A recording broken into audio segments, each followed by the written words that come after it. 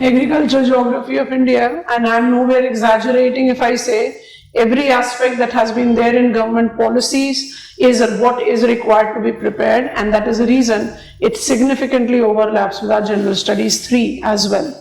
Now the syllabus is incorporating certain geographical dimensions to it, specifically when it comes to agricultural regionalization, agroclimatic region, crop ecological zonation, and even the category that is applied as agroecological zonation.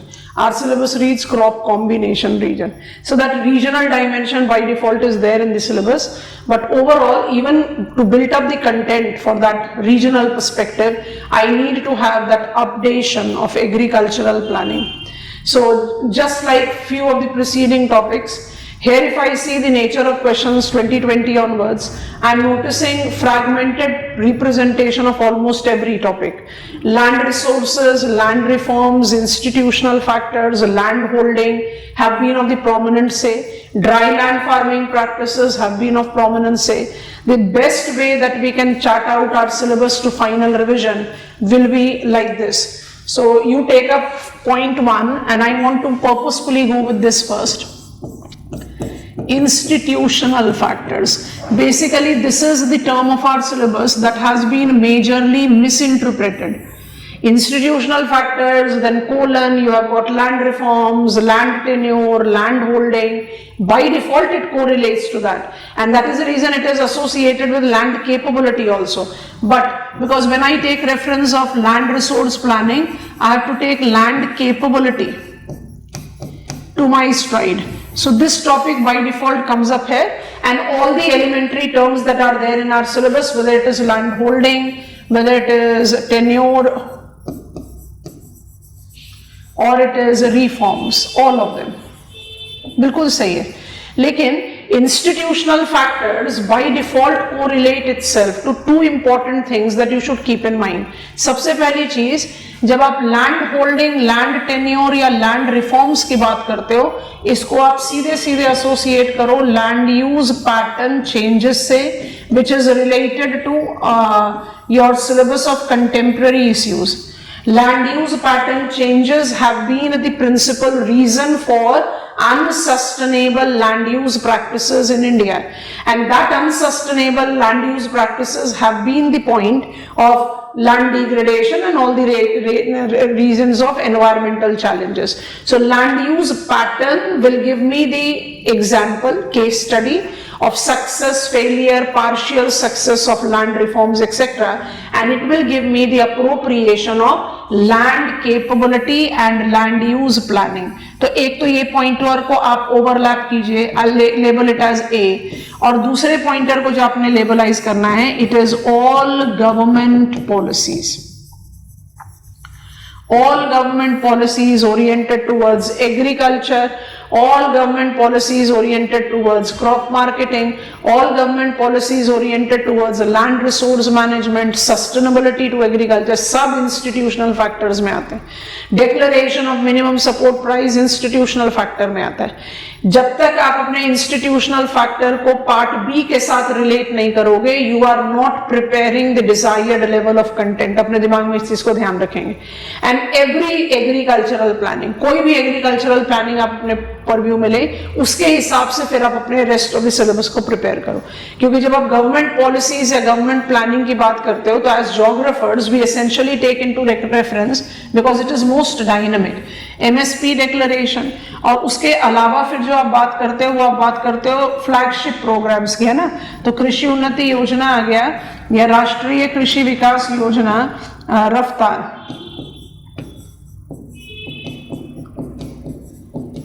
अब इसी के अंदर तो आपका maximum of agriculture planning, और कोई भी segment of planning की जब आप बात करते हो, is it not that by default you take into reference why that aspect of planning has been implied. आप अपने रिवीजन को यहां से शुरू करो। इससे आपको इंडिया के लैंड रिसोर्स का पूरा क्रिस्प रिवीजन मिल जाएगा और इसके साथ आपको land resource planning because of land degradation का लिंक मिल जाएगा। And once I take institutional factor, I have given myself a very sound reminder that it should not be restricted only to land resources, it should be associated with all government policies. एकदम excellent mindset ready होता है and that gives you a logical purview of answer writing. तो आप institutional factors को इस तरह से pick up करें। Why I have not emphasised on all individual planning, क्योंकि वो तो अपने आप ही बाकी सारे पॉइंटर्स के साथ चला जाएगा। अब एग्जामिनर आपसे बोलता है स्टेप नंबर 2, आपका सिलेबस का पॉइंटर्स को कवर अप करने की कोशिश कर रहे हैं, इंफ्रास्ट्रक्चरल इनपुट्स।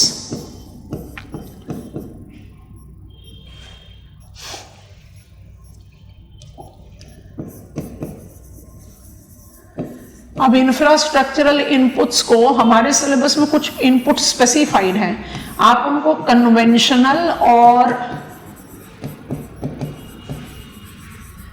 कंटेम्पररी में या मॉडर्न में डिवाइड कीजिए, क्योंकि conventional goes very clearly with seed, ये सब सिलेबस में है, इरिगेशन, फर्टिलाइजर, पावर, आप और भी ऐड कर सकते हो, capital, extension services, agriculture extension services, AES पूरा लिख देते हैं। Contemporary, optimal yield, food and agriculture organisation से डिराइव करो and it is correlated to smart agriculture. Smart agriculture is sustainable agriculture. अब उसमें आप कोई भी आर्टिफिशियल इंटेलिजेंस की आप बात करें, ड्रोन की बात करें, सेंसर्स की बात करें, सॉइल हेल्थ कार्ड की बात करें, you are taking up no से डिजिटाइजेशन ऑफ लैंड रिसोर्सेज की बात करें, सारी चीजें इंक्लूड होती हैं, because you try to take customisation. When it is optimum yield, smart agriculture, you take optimization of available potentials and optimization of ways by which we can overcome the prevailing challenges. और हर sector में, seed sector है, irrigation sector है, power sector है, उसमें कौन कौन से government programmes है वो बाय डिफॉल्ट फोकस आउट होते हैं, because you have encountered question on tubewell irrigation. 2020 का क्वेश्चन है, if I'm recalling it right, canal irrigation have induced monocultural practices in India. Evaluate. Canal makes availability of water to the agricultural field almost consistently because canals are designated to be man-made rivers. If I take the benefit of canal, it facilitates multiple watering. And because India has rice as its staple crop in feeding maximum of the population, and specifically in the areas which are alluvial lowlands, and these are the locations where canal networking is densest in our country.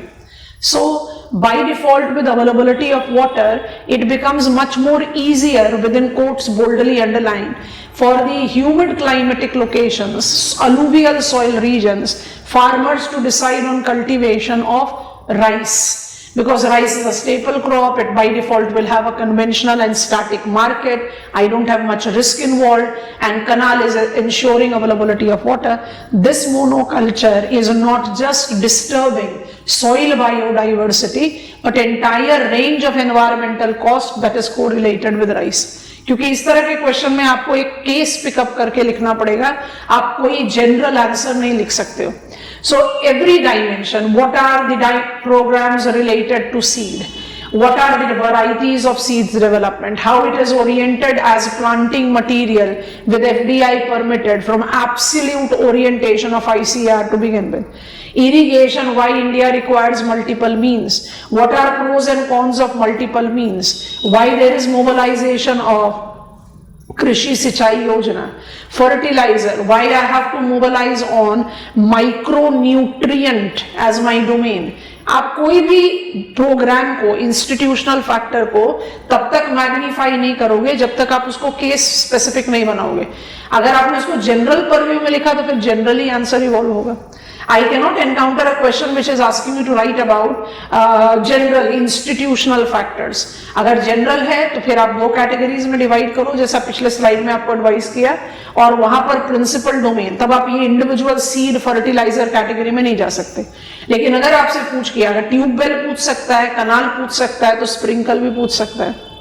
Fertiliser में if I had taken the reference of urea, nano urea, urea gold, अब sulphur coated urea की क्या जरूरत है?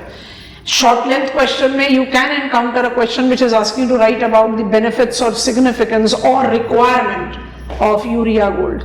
तो urea gold आ गया ना आपका फर्टिलाइजर पॉलिसी से oriented.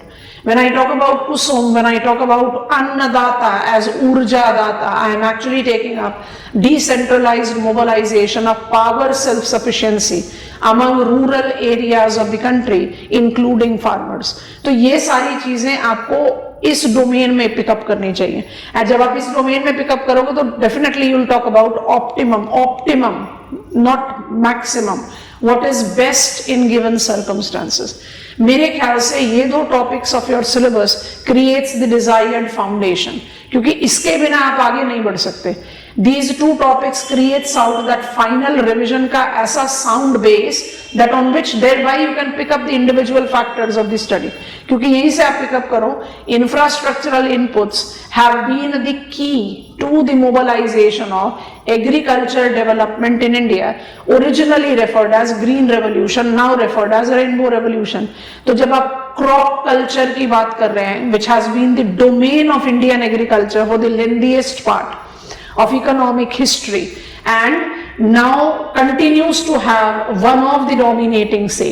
I can easily apply that rice is identified to be the most prominent agricultural yield of the country. So very clearly it is crop culture. The crop culture, which has been the dominating purview of Indian agriculture, continues to do so. However, there has been diversification. But आज के date में भी जब आप विटेल्सीज classification को global purview में apply करते हो या एग्रीकल्चरल रीजनलाइजेशन करते हैं हम वर्ल्ड का, तो हम मॉनसूनल रीजन को कौन से एग्रीकल्चरल टाइप में डालते हैं? Monsoonal region by default falls into the category of mixed cropping, not mixed farming. तो इसलिए जब आप ये इंफ्रास्ट्रक्चरल इनपुट के बारे में बात कर रहे हो, you have given yourself mixed cropping का डायमेंशन। और जब मिक्स्ड क्रॉपिंग का डायमेंशन दिया तो ये आपको अपने आप एक एज देगा, एक लिंक देगा to proceed towards revising the other heads of your syllabus. अब अदर हेड्स में वन बाय वन, क्योंकि एनलार्जमेंट होता जाएगा तो अपने आप बढ़ता जाएगा।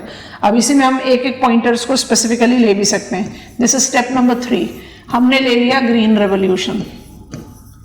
जैसे ही हमने ग्रीन रेवोल्यूशन लिया, I have to take reference of infrastructural inputs again,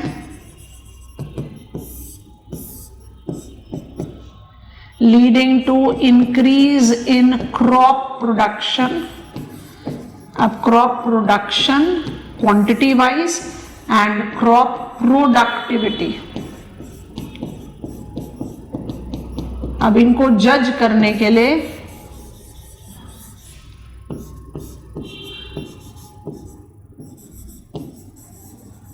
आप एग्रीकल्चरल कैपेबिलिटी, ये तो खैर ऑप्शनल पॉइंट हो सकता है,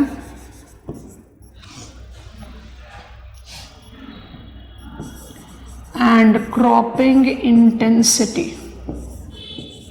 अभी अपने आप ही टॉपिक्स हो गया ना आपके सिलेबस के। What are the factors that determines cropping intensity pattern? What are the factors that determines agricultural productivity? It is infrastructural input, institutional factors, and of course natural conditions. जब आप इस तरह का कॉम्बिनेशन ले रहे हो तो आप क्या कर रहे हो? What is green revolution? Large scale diffusion of high yielding varieties of seeds that led to broad transition in Indian agricultural field, converting Indian status from grain importer to grain sufficient country.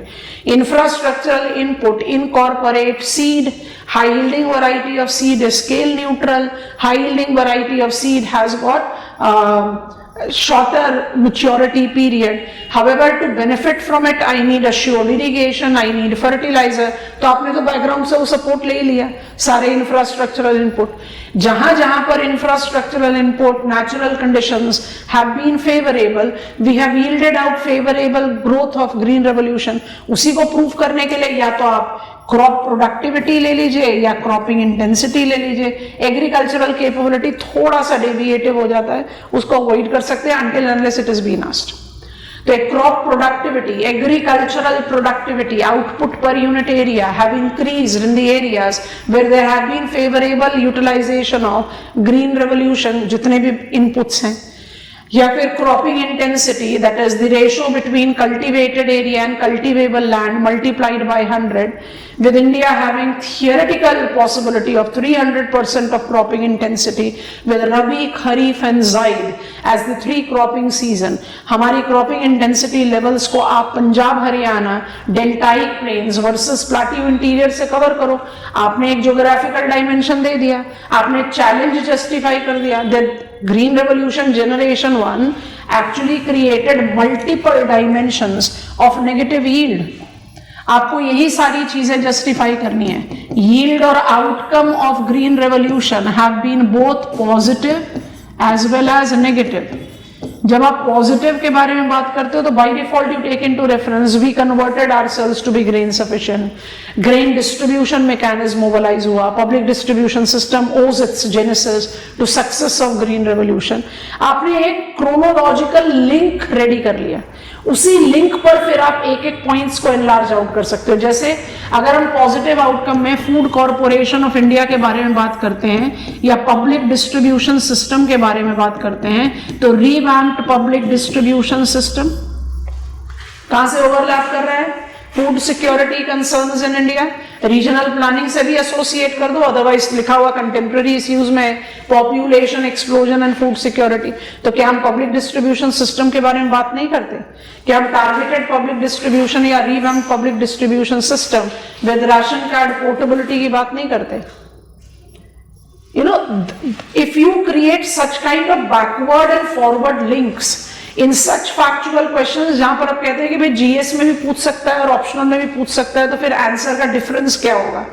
जहां पर आप backward and forward link apply कर दो और जहां पर आप special dimension apply कर दो, आपने अपने आंसर को हार्ड कोर ज्योग्राफिक बना दिया. और इसलिए रिविजन में इस तरह का इंटरलिंकेजेस बहुत ज्यादा जरूरी है.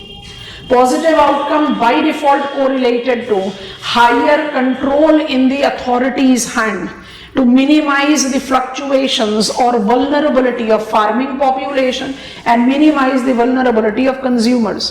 Food security ensure हुआ and it has been assessed by FAO. और इसलिए तो कह रहे हैं कि आप food security को weave in कर सकते हो if something specific is being asked. FAO has identified, and we had the very enriching article in the Hindu few months back, that India has ensured availability and accessibility of food to the population. However, stability is still being challenged. And that stability is basically the outcome of unprecedented vulnerability of agricultural sector due to change of climate, and of course the regional and economic variations that are prevailing still in the country. तो सारी चीजें तो आपने weave up कर ही दी. ऐसा तो कुछ भी नहीं था जो आपके दिमाग में नहीं था. But then when we are beginning to write the answer, I need to click those points swiftly. इसलिए ये पॉइंट ऑफ रिवीजन या ये सीक्वेंस ऑफ रिवीजन बहुत हेल्पफुल रहता है. सारे पॉलिसी प्रोग्राम भी आते हैं और आप उसके साथ बहुत अच्छा कंटेंट भी क्रिएट आउट करते हो. नेगेटिव आउटकम आपको लेग देता है towards following. So negative outcome में हम हमेशा कहते हैं इट क्रिएटेड इनइक्वालिटीज, और ये सारी इनइक्वालिटीज बज क्रिएट करती है एग्रीकल्चर डेवलपमेंट की. Regional inequality, societal inequality, agricultural inequality, and of course ecological challenges. Let me not write inequality. जैसे ये क्रिएट आउट होता है चैलेंजेस कि भाई green revolution generation 1 was confined only to few areas of the country. It was Punjab, Haryana, western Uttar Pradesh, northern Rajasthan, Ganganagar, मतलब limited number. आपने regional inequality create out की, तो जैसे ही रीजनल इनइक्वालिटी को जस्टिफाई करते हो विद डिसेंट्रलाइजेशन,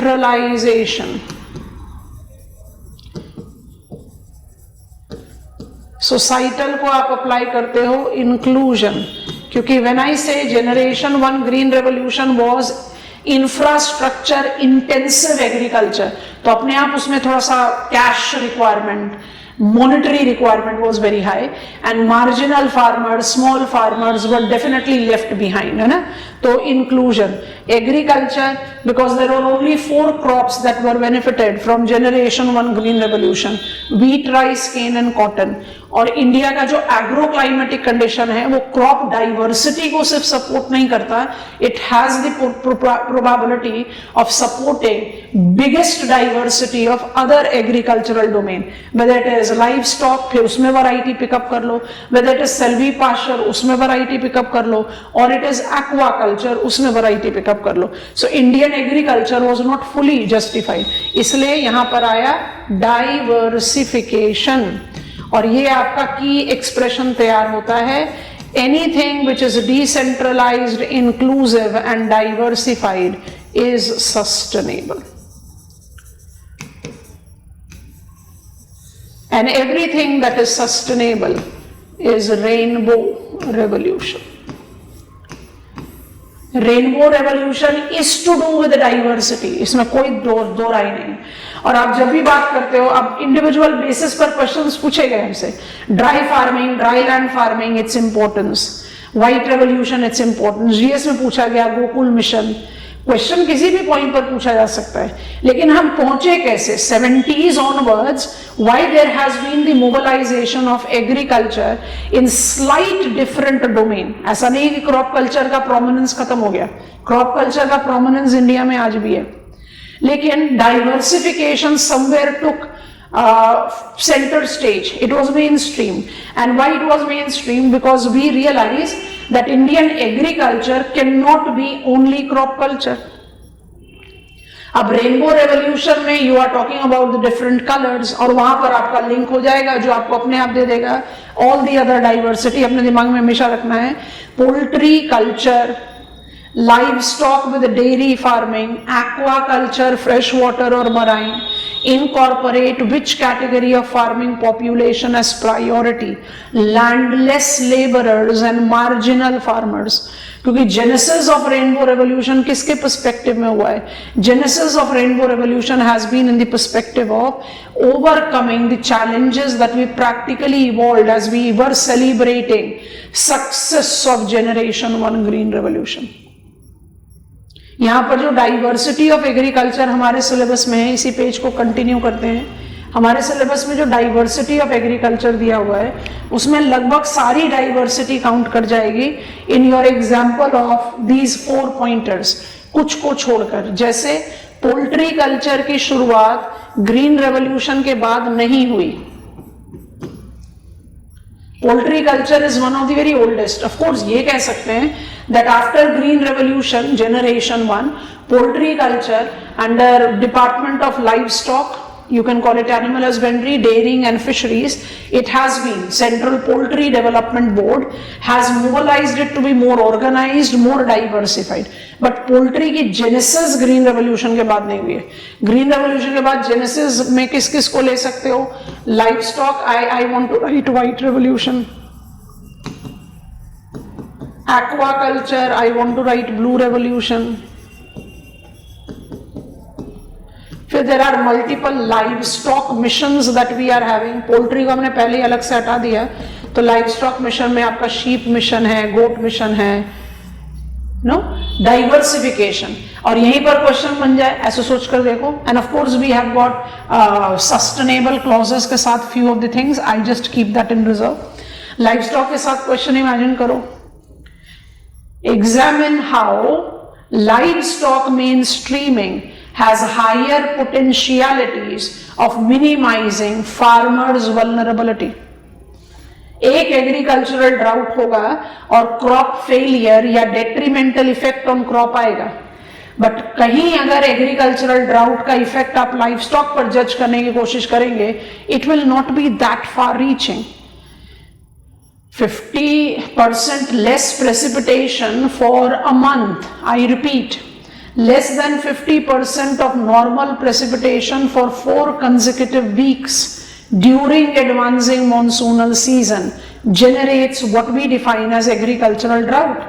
तो by default ये crop को तो बर्बाद करेगा, पर अगर लाइफ स्टॉक है तो it will ensure economic, ecological and even food security of the farmers. इसलिए लाइफ स्टॉक मेन स्ट्रीमिंग बहुत जरूरी है.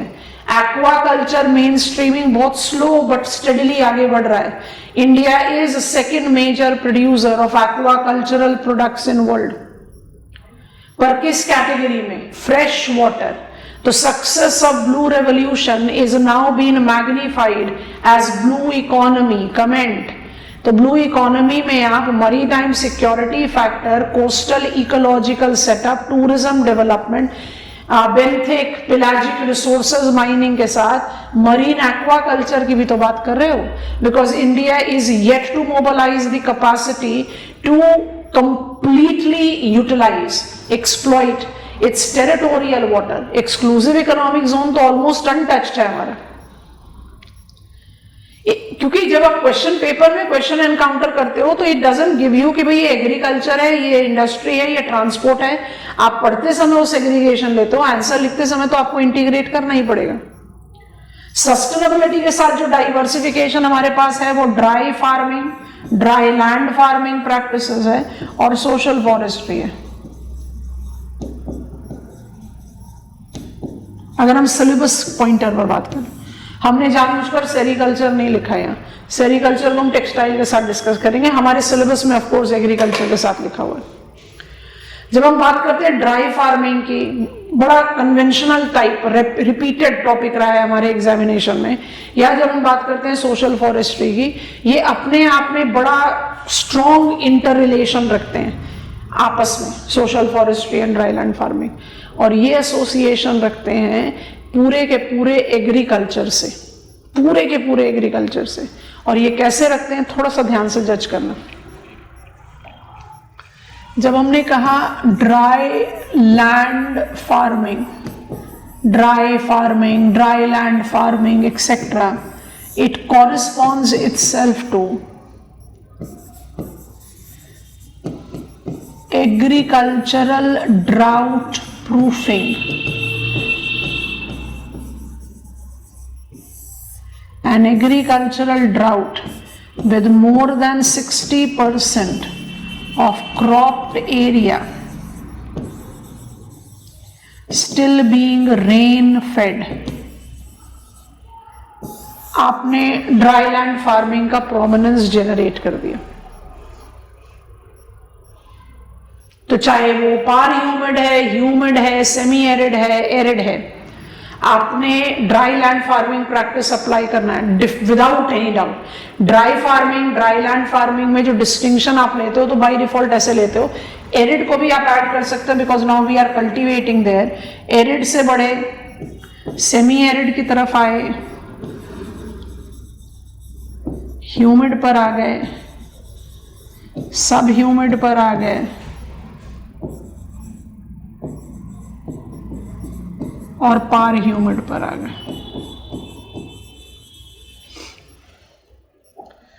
सबको यहां लिखेंगे, दिस इज सब ह्यूमिड. ठीक है. प्रेसिपिटेशन यहां पर इंक्रीज कर रहा है, precipitation is increasing. So prominence of dry land farming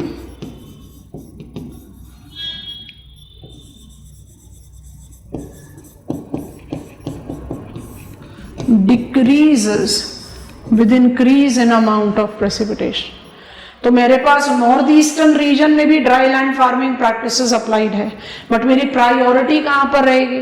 drought prone areas पर, areas which are cultivable in desert, because these are the locations. NCERT बहुत अच्छा कंटेंट एक छोटे से पैराग्राफ में दिया हुआ है.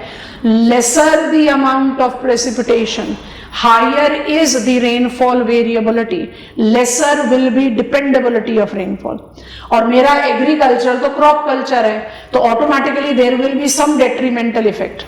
तो ड्राई फार्मिंग या ड्राईलैंड फार्मिंग को आपने एसोसिएट कर देना है मेजॉरिटी ऑफ इंडियन एग्रीकल्चर के साथ विद प्रायोरिटी डिस्टिंक्शन. डेजर्ट के सारे एरिया, पूरा मरुस्थली और पूरा रन कल्टीवेबल नहीं है, इसलिए हाईएस्ट प्रायोरिटी कहां दिया जाता है? Drought prone areas of the country. और drought prone areas of the country are identified to be semi circular semi arid belt of north western India extending from Punjab to southern Gujarat. It is a drought-prone plateau interiors of peninsula, जैसा rain shadow of Sahyadri, Telangana, Dandakaranya, Chota Nagpur plateau. यहाँ पर आप high priority देते हो dry land farming practices के लिए. तो dry land farming practices, dry practices is rain fade agricultural characteristics. Rain fade agriculture तो पैन इंडियन है, इसमें हाईएस्ट प्रायोरिटी आप ड्राउट प्रोन एरियाज को देते हो. और जब आप ड्राई लैंड फार्मिंग प्रैक्टिसेस के बारे में बात कर रहे हो तो यहाँ पर आप अल्टीमेटली करना क्या चाहते हो? You want to minimise your dependency on water and maximize your remunerative yield. इसलिए हम यहां पर क्या जस्टिफाई करते हैं? ये तो एरिया हो गया.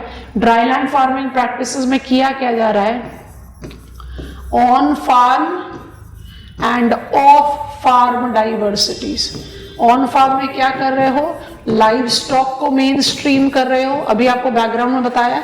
एंड ऑफ फार्म में क्या कर रहे हो? Silvi pasture culture. आगे आइए सोशल फॉरेस्ट्री के रेडार पर, बिकॉज सोशल फॉरेस्ट्री को relates to anything and everything that is cultivable in given circumstances, conditions should be cultivated. तो क्या सिर्फ कल्टीवेशन पर लेकर चलते हैं हम सेल्वी पास्चर कल्चर को? एनिमल्स को भी लेते हैं, बट कल्टीवेशन फोकस है. Silvi, agri silvi pastoral, agri silviculture. Cultivation under crop ecological zonation.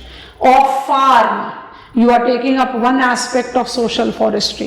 On farm, you are making livestock mainstream, क्योंकि livestock एग्रीकल्चरल ड्राउट से इतना स्ट्रांगली अफेक्ट नहीं होगा.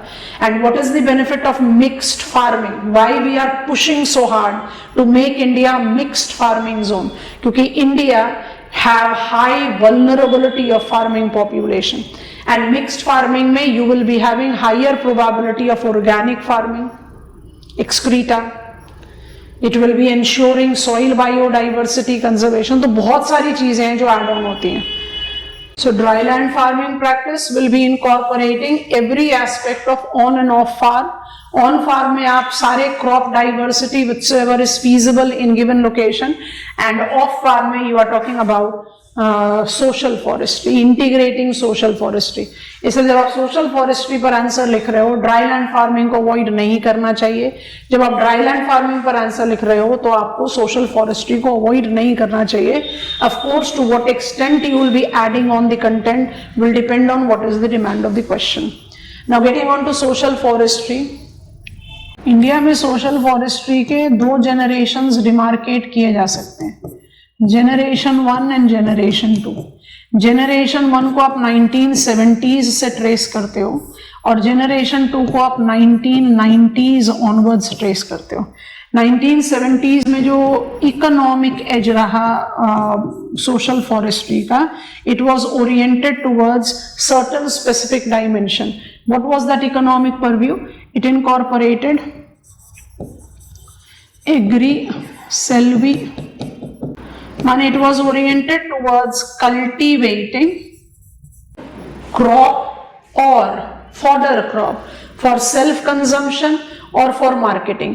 इसीलिए जो जनरेशन 1 सोशल फॉरेस्ट्री है, it gave us certain important edges to it, जिसको आप कंपोनेंट्स भी बोलते हो, क्योंकि it was serving 5 F's as its target.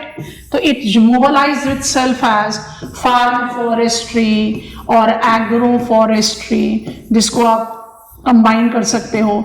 It included rural forestry और एक्सटेंशन फॉरेस्ट्री, इसको भी आप कंबाइन कर सकते हैं. कंबाइन करने का लॉजिक क्या है? कंटेंट बिल्डिंग में एग्जामिनेशन में आसानी रहती है, पहले पॉइंट। और दूसरा पॉइंट, एग्जामिनर ने मुझे सिर्फ एक्सटेंशन फॉरेस्ट्री लिखने के लिए बोला, I can derive out content from rural forestry. और by 1980s we created recreation forestry that was for urban areas. तो ये अपने आप में एक नया कैटेगरी इवॉल्व हुआ।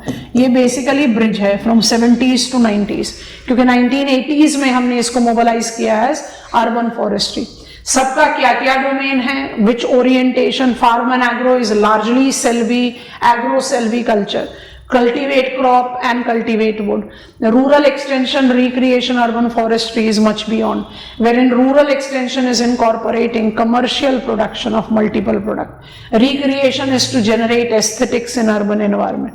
हमने क्यों कहा कि ये ब्रिज है, क्योंकि 1990 तक आते आते आपने क्या डिमार्केट करना शुरू कर दिया, joint forest management guidelines, national forest policy 1988, उसी के डोमेन में आया हमारा जॉइंट फॉरेस्ट मैनेजमेंट गाइडलाइंस 1990, जहां आपने सोशल फॉरेस्ट्री को इतना एनरिच किया दैट यू क्रिएटेड इट और you enlarge it to be part and parcel of serving all ecosystem services. इसलिए सोशल फॉरेस्ट्री आज की डेट में सिर्फ इकोनॉमिक एक्टिविटी नहीं है, social forestry incorporate all the transactions, provisioning services, ये तो जनरेशन 1 से चला आ रहा है, regulating services, supporting services and cultural services. जब आपने अपनी रिवीजन में ये सारे पॉइंटर्स को एम्फसाइज कर दिया, कोई भी एक क्वेश्चन पूछा जा सकता है, examine role of social forestry in ensuring ecosystem services, what is the nature of extension forestry, how it is related to dry land farming practices. Dry land farming practices में एक प्रैक्टिस आया ना, off farm, तो extension forestry तो off farm ही है। तो inter relation भी है या स्ट्रेट फॉरवर्ड क्वेश्चन भी है, स्ट्रेट फॉरवर्ड क्वेश्चंस भी हैं बहुत सारे एग्रीकल्चर में, हमारे क्वेश्चन पेपर में, प्रीवियस ईयर क्वेश्चंस में। तो it is wrong for me to say that I don't encounter direct questions, but direct questions if you are revising it like this is spontaneously done. और जो थोड़े से overlapping questions हैं उनको आप इस तरह से कंटेंट एनरिच कर सकते हो। अब यहीं पर आप पिकअप करो दैट हार्डकोर ज्योग्राफिकल डोमेन। अब जो आपका हार्डकोर ज्योग्राफिकल डोमेन वो क्या है एग्रीकल्चर के सिलेबस में, रीजन्स। अब चाहे वो एग्रीकल्चरल रीजन्स हैं, वो एग्रो क्लाइमेटिक रीजन्स हैं, वो एग्रो इकोलॉजिकल रीजन्स हैं, और ये जानबूझकर यहां पर लिखेंगे, या वो क्रॉप कॉम्बिनेशन रीजन्स हैं। आपने जब उनका फ्रेम रेडी किया हुआ है तो उसका कंटेंट कैसे बिल्ट होगा। I got multiple regions mention in my syllabus. मुझे पता है कि agro ecological regions is remarketing the areas on the basis of their ecological capacity, इसलिए तो मेरे पास एरिड, सेमी एरिड, कोस्टल, ऐसा categories. Agro climatic plant region है, तो प्लांट रीजन है तो बाय डिफॉल्ट पूरे इंडिया को कवर करेगा। बाय रिकॉग्नाइजिंग कोई भी प्लांट रीजन का बेसिक पर्पस क्या होता है, प्रॉब्लम्स, प्रोस्पेक्ट्स, तो फंडामेंटल्स वही है। एग्रीकल्चरल रीजनलाइजेशन क्या है, general pattern of cultivated crops, इसलिए जो आपके सिलेबस में क्रॉपिंग पैटर्न लिखा हुआ है ना, उसको आप इजिली एसोसिएट करते हो with agricultural regions. And crop combination region क्या है, priority crop, priority crop that is most conducive in crop ecological zonation. क्योंकि India like country is the country, you name the crop and I can cultivate it. मेरे पास कोई भी ऐसी जगह नहीं जहां कोई भी ऐसा क्रॉप है जो कल्टीवेट नहीं किया जा सकता, because we have got agro climatic condition that ranges immensely from mountains to coastal areas to deserts to rainforest to every variety। तो क्रॉप कॉम्बिनेशन रीजन स्पेसिफाई करता है कौन सा क्रॉप सबसे ज्यादा कंड्यूसिव है ecologically, because if it is ecologically conducive it by default is economically also. तो मेरा सिंपल पॉइंट है आपको ये समझाने का कि जब आप अपने बैकग्राउंड में इंस्टीट्यूशनल, इंफ्रास्ट्रक्चरल, एग्रीकल्चरल डेवलपमेंट के मल्टीपल फेजेस करते हुए आ रहे हो, तो क्या ये बहुत मुश्किल काम होगा कि आप एग्रीकल्चर रीजन्स के कैरेक्टरिस्टिक्स को डिराइव आउट करो? आपसे एग्जामिनर से पूछे गंगा प्लेन्स एग्रीकल्चरल कैरेक्टरिस्टिक्स, तो आपने एग्रो क्लाइमेटिक रीजनलाइजेशन देके कैटेगराइज कर दिया।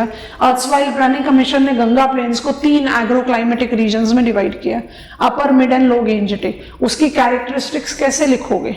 उसकी कैरेक्टरिस्टिक्स तो आपके पूरे बैकग्राउंड सिलेबस से ही आएगा।